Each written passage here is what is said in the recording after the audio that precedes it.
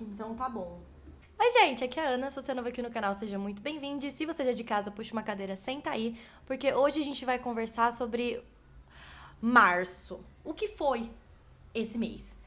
Muita coisa acontecendo na minha vida e eu posso dizer com propriedade que março foi um dos melhores meses do meu ano e eu acho que ele vai estar no top, assim, de melhor mês de 2023, mesmo até o final do ano, porque muita coisa boa aconteceu, eu tive experiências completamente sensacionais. Então, assim, março foi um mês especial e a consequência disso o vídeo vai ser gigantesco. Mas vamos lá, março foi um mês incrível, como já tinha falado. Eu fui em vários shows, eu acho que é por isso que eu fiquei tão emocionada com esse mês. Então, em março, eu fui no show do Coldplay, que foi sensacional. Eu não sou a maior fã do Coldplay, pra ser muito honesta. Tem algumas músicas deles que eu gosto, mas eu nunca fui aquela fã fervorosa que, nossa, vou lamber o chão que eles pisam. Nunca foi nesse caso com eles, né? Então, eu fui no show despretensiosamente e eu saí de lá de queixo caído. Os caras entregam uma performance, uma apresentação, um show, um negócio assim estrondoroso. Eu saí daquele show falando, não, se eles vierem de novo pro Brasil com uma turnê nova, eu vou ir assistir eles de novo. Porque foi uma coisa assim brilhante. Eu tava longe pra caramba, sabe? Como o show inteiro foi no Morumbi, eu peguei um lugar super longe do palco, a gente ficou na arquibancada do Morumbi, então é longe pra caramba.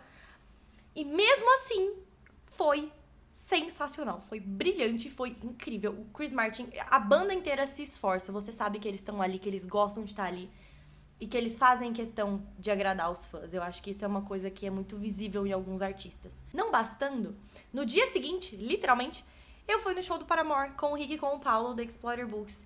E que outra experiência também incrível! Pra quem não sabe, eu sou fã do Paramore desde 2011. Então, assim, foi uma banda que sempre esteve presente na minha adolescência. Então, sempre tinha música que eu me identificava, sofri por macho junto com eles, fiquei com raiva da vida com eles. Então, assim, é uma banda que eu tenho muito carinho. E poder ter compartilhado isso com o Rick e com o Paulo da Explorer Books foi sensacional, foi uma experiência única. A gente foi de pista premium, no surto. A gente viu eles de pertinho. Nossa, sério, foi incrível. Choveu o show inteiro, tá? Não quer dizer que tudo foi flores, tá bom? Porque foi muito cansativo. Ambos os shows foram muito cansativos. Mas a experiência em si como um todo compensa, vou dizer assim. Porque, cara, foi incrível poder ver tudo ao vivo, poder dançar junto, poder pular, poder gritar. Sensacional. Eu vou confessar que eu fiquei um pouco ressentida da Hayley Williams porque eu tava por perto e ela não me chamou pra subir no palco, isso eu não vou perdoar ela, mas fora isso, foi incrível, foi sensacional. E por último, agora nessa última semana que passou de março, teve o Lollapalooza. E eu fui nos 3 dias. Gente, eu acho que. Eu não sei, eu tô compensando por todos os anos da minha adolescência que eu falava, mamãe, posso ir no show? E ela falava, não, Carolina, tô compensando. Vou fazer isso ano que vem? De jeito nenhum.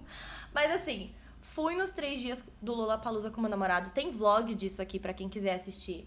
E foi incrível. Eu achei que eu ia cansar muito mais, mas foi uma experiência muito gostosa. A gente se divertiu muito. Pude conhecer bandas novas, sons novos. E eu acho que essa é uma boa oportunidade pra isso. Comi bastante besteira, bastante comida processada. Tomei muito refrigerante. Tô sentindo isso no meu corpo agora, essa semana. Mas foi incrível, foi sensacional. Foi cansativo, óbvio que foi, mas foi incrível poder ter visto a Billie Eilish, o 1975, que é outra banda que me acompanha na minha adolescência, Tumblrzinha, o 21 Pilots, incrível, e diversos outros artistas que eu também pude assistir. Mas agora, no quesito de filmes, já pra a gente entrar no assunto desse vídeo, eu não assisti nenhum. Pelo menos eu não me lembro de ter assistido nenhum filme nesse mês. Algum filme novo ou repetido, eu não me lembro. Mas eu lembro de ter assistido séries novas esse mês, porque bastante coisa saiu, então eu comecei muita coisa, não quer dizer que eu terminei, mas eu vou terminar. Mas basicamente eu comecei Only Murders in the Building, tô vendo bem devagarzinho essa série. Achei muito gostosa, apesar de eu não me identificar muito com o enredo da série. Eu acho que se trata de podcasts sobre murders, assassinatos e crimes que acontecem ali no prédio. Eu não consigo ouvir esse tipo de podcast, não consigo ouvir histórias reais e polêmicas, assim, porque eu sonho, eu fico traumatizada, e aí eu não saio pra rua, eu fico com medo de sair da rua. Então, assim, eu não me identifico com o tema, mas eu tô achando a série muito interessante, muito legal. Eu tô vendo bem devagar, tô vendo um episódio por semana, assim, porque eu não tenho pressa. A segunda série que eu comecei a assistir esse mês foi Carnival Row. Já fiz um vídeo sobre essa série aqui no canal também, pra quem tiver interesse em assistir. Tô na segunda temporada, tá muito legal, mas eu também tô vendo muito devagar, porque eu não tenho tempo, simples assim. Terceira série, faltam assim 2 episódios pra eu terminar, e eu tô querendo postergar isso, porque tá muito boa. Tá muito, muito, muito boa. Eu nem sei se vai ter uma terceira temporada, que é Shadow and Bone. É a série inspirada nos livros da Leigh Bardugo, no Grishaverso. E eu lato pra esses livros desde 2020, que foi quando eu li.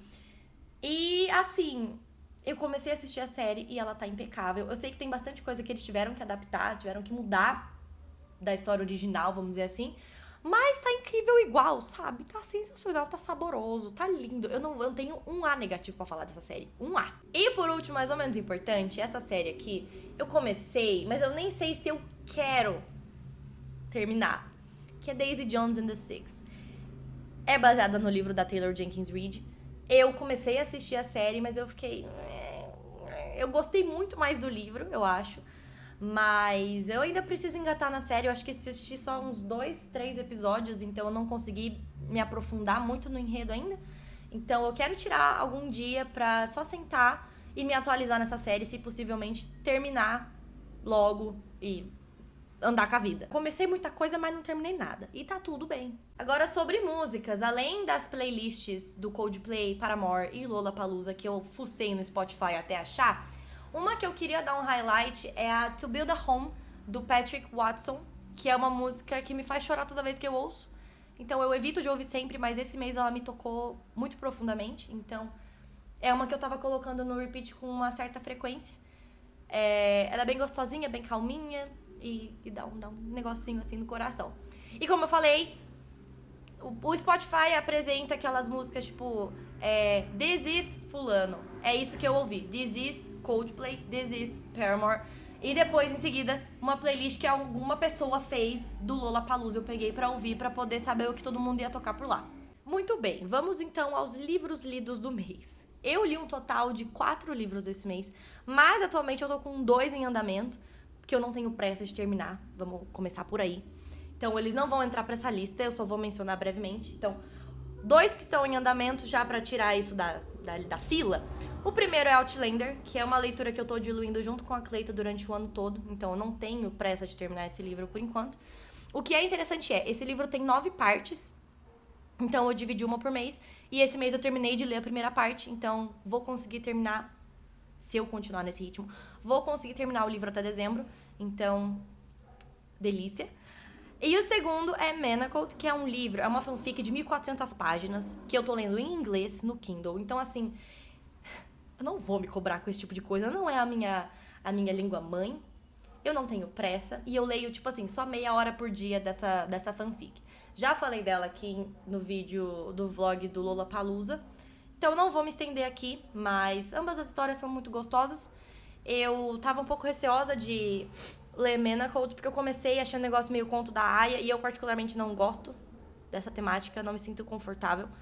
Mas eu tentei dar uma continuidade e no fim das contas eu tô gostando. Começou agora uns capítulos de flashback e eles estão infinitamente melhores do que a primeira parte da história. Muito bem, então saindo dos livros que estão em andamento, o primeiro livro que eu li, que eu finalizei na verdade esse mês, foi Chain of Thorns, Corrente de Espinhos, da Cassandra Clare. Eu tinha começado ele no final do mês passado, se não me engano, no final de fevereiro. E eu terminei ele agora no comecinho de março. E tem um vlog de leitura sobre ele. Mas, pra resumir, eu dei 4 estrelas e meia, tô olhando aqui no meu Notion, e favoritei. Eu gostei muito de como tudo foi amarrado. Aqui dá pra gente ver como a Cassandra Clare é muito confortável na época que ela tá escrevendo. Eu percebo que nos livros de Últimas Horas e de Peças Infernais, eles são uma história muito mais sobre os personagens, sobre as relações entre os personagens, sobre família, sobre amizade, sobre romance, do que de fato sobre cenas de ação e um inimigo e luta e etc. Então, por mais que tenham essas cenas, eu percebo que nessa época que ela tá escrevendo, que é a época vitoriana, principalmente em peças e em Últimas Horas, a gente vê muito mais do coração e não da luta e etc, sabe? Vamos dizer assim. Enfim, eu amei esse livro. Aqui a gente tem a conclusão. A gente vai entender todo o surto que acontece no final de Corrente de Ferro. Porque muita coisa acontece, muita coisa dá errado. Então a gente vai ter todos os arcos basicamente se fechando aqui. A gente vai ter casal ficando junto. A gente vai ter luta. A gente vai ter... Ai, nossa, N coisas. Eu sei que muita gente não gostou desse livro. Eu não vou me estender muito sobre a sinopse dele, porque pode ter spoiler dos outros livros, então eu não vou falar mais. Mas eu sei que muita gente não gostou, muita gente se decepcionou com o final desse livro. Eu não fui uma dessas pessoas. Eu achei que ele me abraçou, eu achei que ele foi muito bem amarrado. E foi mais uma trilogia concluída da Cassandra Clare, então não saí infeliz dessa situação toda, vamos dizer assim.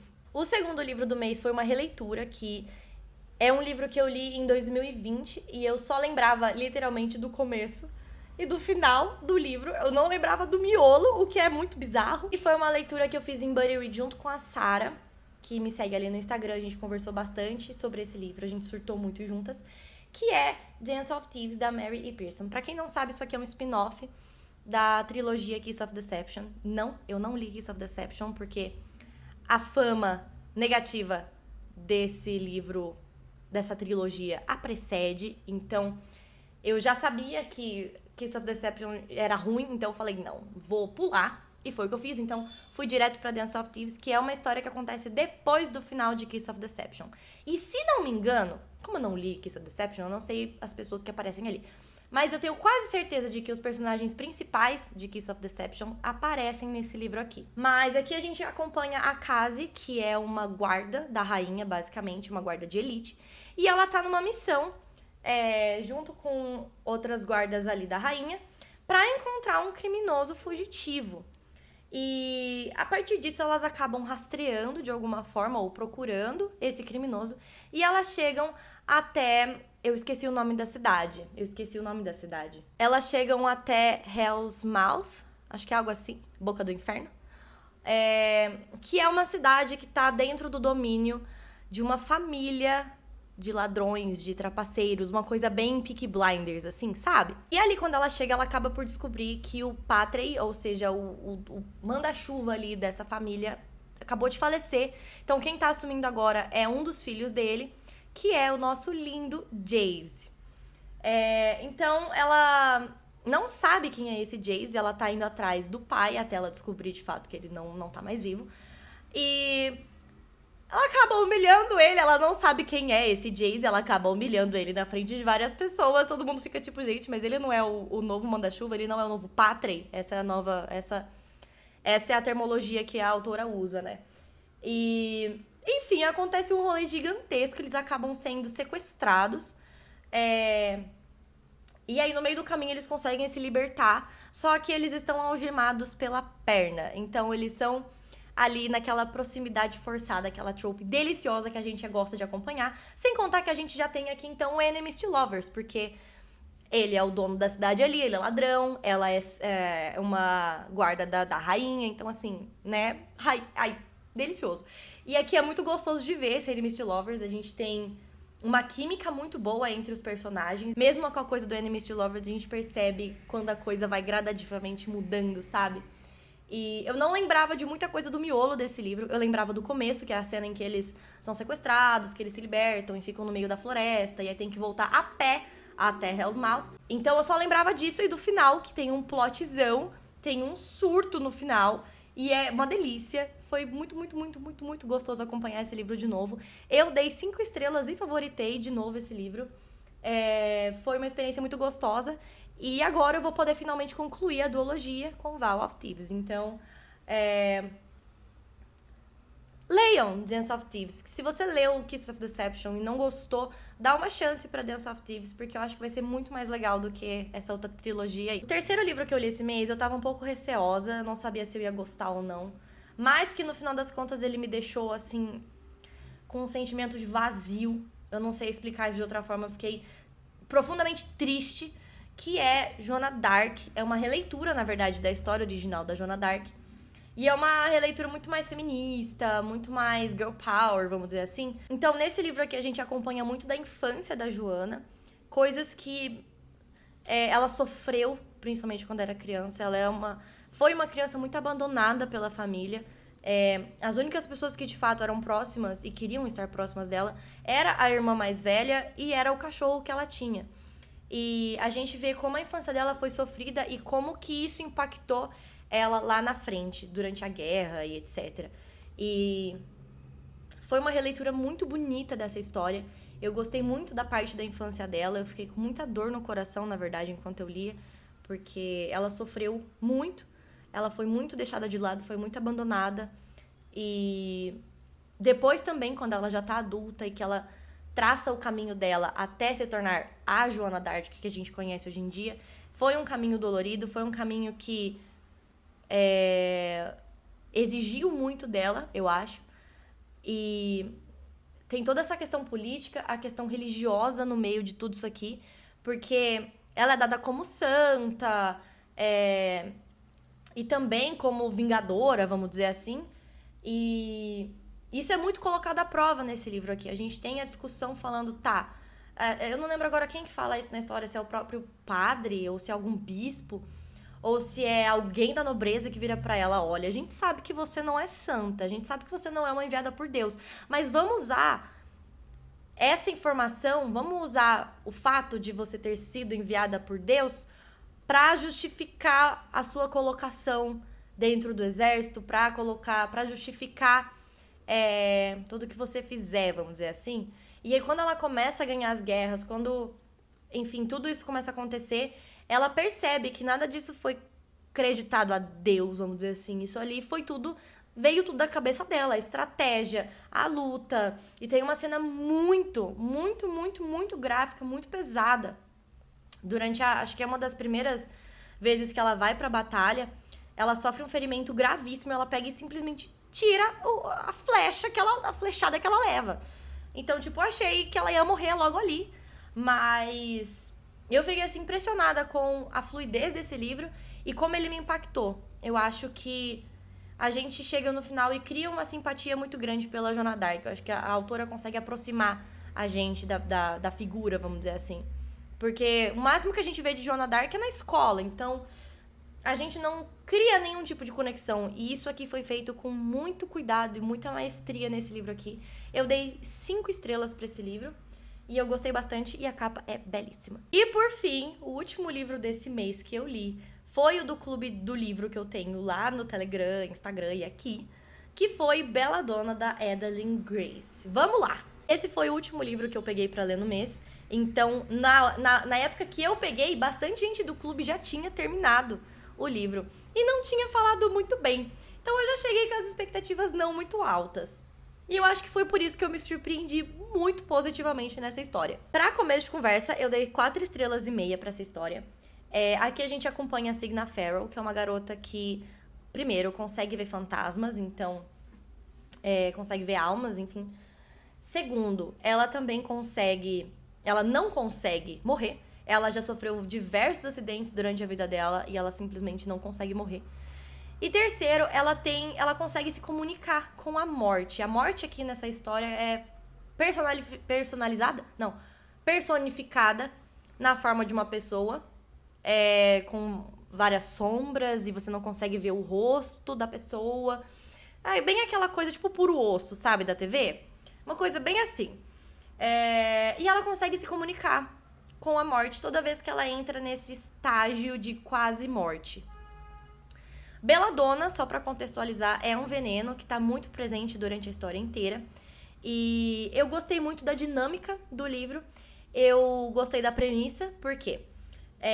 Todos os parentes que ela... Vamos começar pelo princípio. Os pais acabam por falecer quando ela ainda é pequena, são envenenados. Esse é o primeiro momento, então, que a morte se encontra com a Signa Farrell, quando ela é um bebê ainda. Então, durante a vida dela, ela acaba passando por vários membros da família, indo pra casa de vários membros. Porque toda casa que ela vai morar de algum parente, esse parente acaba por morrer. Então ela fica muito brava com a morte, porque não importa onde ela vai, a morte tá ali acompanhando ela. A questão esses parentes não foram muito queridos com ela, não trataram ela muito bem durante a vida dela. Então ela, em tese, fica feliz por ir pra outro lugar.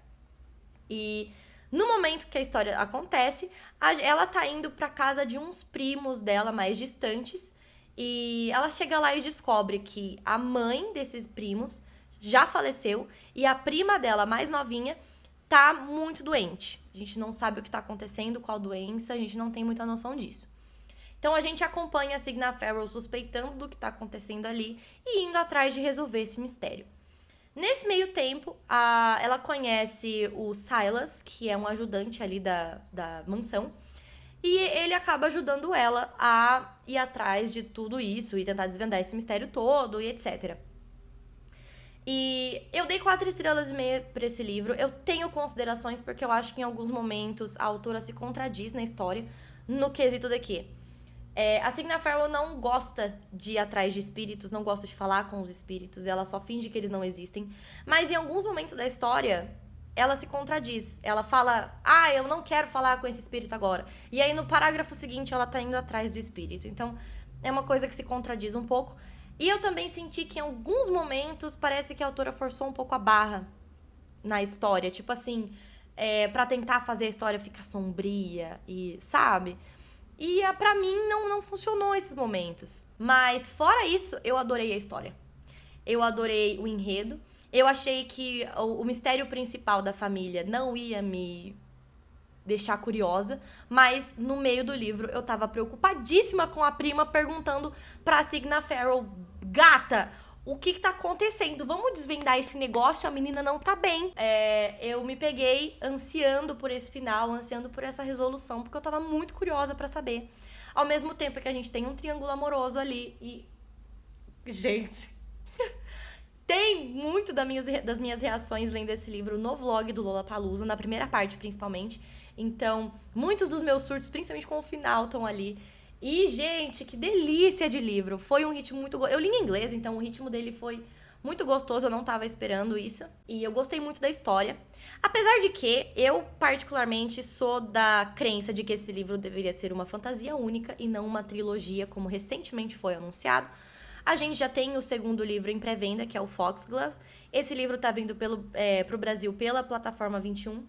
Então, se não fosse o gancho que a autora coloca no final, ele funcionaria perfeitamente como uma fantasia única. E pra mim, honestamente, o gancho final não me deixou curiosa pra ler a sequência.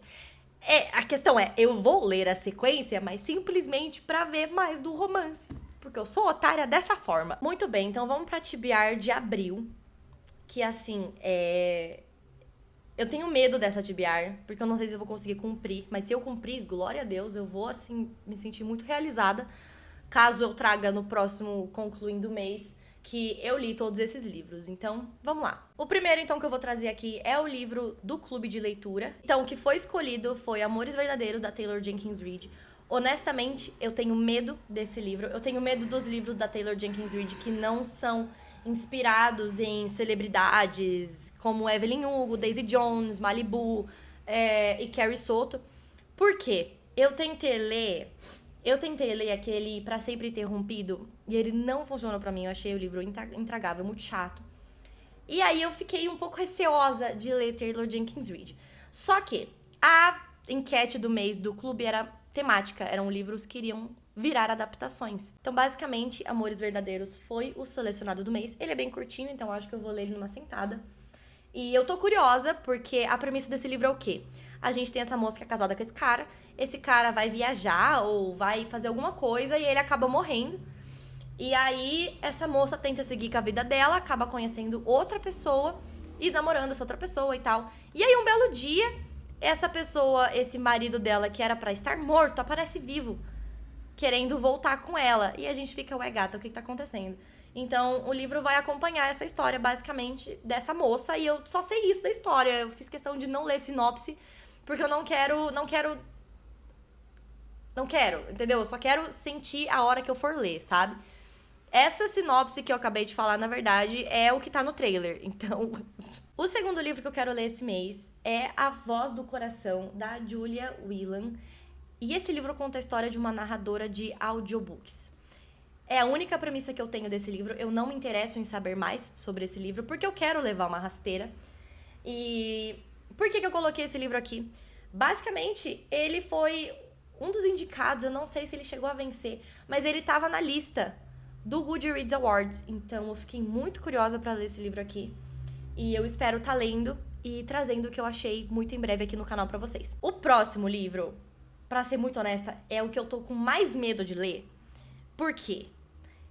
Ele é a sequência de um livro que eu li em 2020 e eu fiquei simplesmente devastada. Eu fiquei triste, eu fiquei, assim, dias pensando nesse livro. E toda vez que eu penso nele hoje em dia, eu fico arrepiada, eu fico triste, tudo de novo. Que é a sequência de Raio de Sol, da Kim Holden. Tem vlog disso aqui no canal, pra quem quiser ir ver, desse meu sofrimento todo. Mas, basicamente, aqui a gente vai ter a história do Gus, que é o melhor amigo da nossa personagem principal do primeiro livro. E disseram, as pessoas que resenharam esse livro na Amazon, porque eu fui atrás de saber se esse livro ia me destruir ou não, disseram que esse livro é mais tranquilo, é mais leve do que Raio de Sol. Então, assim, tô indo com boas expectativas, não tô pronta pra reviver tudo que eu senti em Raio de Sol, mas ainda assim tô curiosa o suficiente pra tentar começar esse livro aqui muito em breve. O próximo livro que eu quero ler esse mês é Jane Eyre, da Charlotte Brontë. Essa edição minha aqui é a do Clube de Literatura Clássica, que eu comprei antes de saber as polêmicas, então não venham me atacar aqui, porque eu não sabia, tá? Depois de 2 dias que eu tava com o livro em mãos, eu vi o que tava rolando. Então, assim, tá? Então, assim, não irei mais fazer compras dentro desse clube. Então, assim, vamos lá. Comecei a ler clássicos, essa é a verdade. Comecei lendo Orgulho e Preconceito, achei muito gostoso de ler. E falei, vou tentar ler outros. Então a gente se juntou, eu e a Shadoranhas, e vamos ler Jane Eyre esse mês. Tentar, pelo menos. Deixando muito claro que eu não sei sobre o que se trata Jane Eyre. Eu vou ler e em seguida assistir o filme. E veremos o que vem aí. O penúltimo livro que eu quero ler esse mês é um que vai ser uma duologia que eu vou finalizar. E eu não tô pronta porque o final do primeiro livro é um surto. É, assim, puro caos. É tudo dando errado. É tudo dando... Ai, é um surto. Que é a sequência de Prazeres Violentos, que não foi lançada aqui no Brasil, mas eu acho que vem pra cá esse ano, que se chama Our Violent Ends. Eu acho que em português vai ficar como Nossos Fins Violentos. Mas aqui, então, é a conclusão da história da Juliette e do Roma. Eu tô muito curiosa pra ler isso aqui, porque, gente, se vocês tivessem noção do surto que é o final... Eu tenho um vídeo inteiro resenhando Prazeres Violentos aqui, então eu vou deixar ele aqui nos cards pra quem tiver interesse. Mas vou finalizar mais uma duologia esse mês, graças a Deus. E por último, mais ou menos importante, o último livro que eu quero ler esse mês é Vow of Thieves. A conclusão de Dinastia de Ladrões. Eu tava ansiando por esse momento por anos, literalmente, porque eu li esse livro, o primeiro livro, em 2020. Então eu tô há 3 anos esperando a boa vontade do meu cérebro de falar, nossa, vamos ler Mary E. Pearson. Então, assim, tô muito curiosa pro que vem aí, porque também o final de Dinastia de Ladrões do primeiro livro é um caos, é tudo dando errado. O epílogo, na verdade, é um sururu. Você não entende nada do epílogo, você sabe que tá dando tudo errado. Então, assim, tô muito curiosa pra concluir essa duologia e pra ver se eu vou gostar mesmo desse livro ou não. Eu acho que eu vou, porque eu amei o primeiro, então é muito provável que o segundo siga nessa linha de raciocínio. Mas não sei, tudo é possível. Então é isso, gente. Eu espero que vocês tenham gostado desse vídeo. Se você gostou, deixa o seu like, se inscreve aqui embaixo, me conta quais foram os melhores momentos de março pra você, quais livros você leu e qual vai ser a sua TBR de abril, porque eu tô curiosa pra saber, porque a minha, vocês já podem ver, é caótica, 6 livros no mês. E aí eu me pergunto quando que foi a última vez que eu li 6 livros no mês? Nem eu sei, eu não lembro. Boa sorte pra mim, tá bom? E boa sorte pra você também, se a sua TBR for quilométrica. E é isso. Um beijo pra vocês, fiquem com Deus e até a próxima!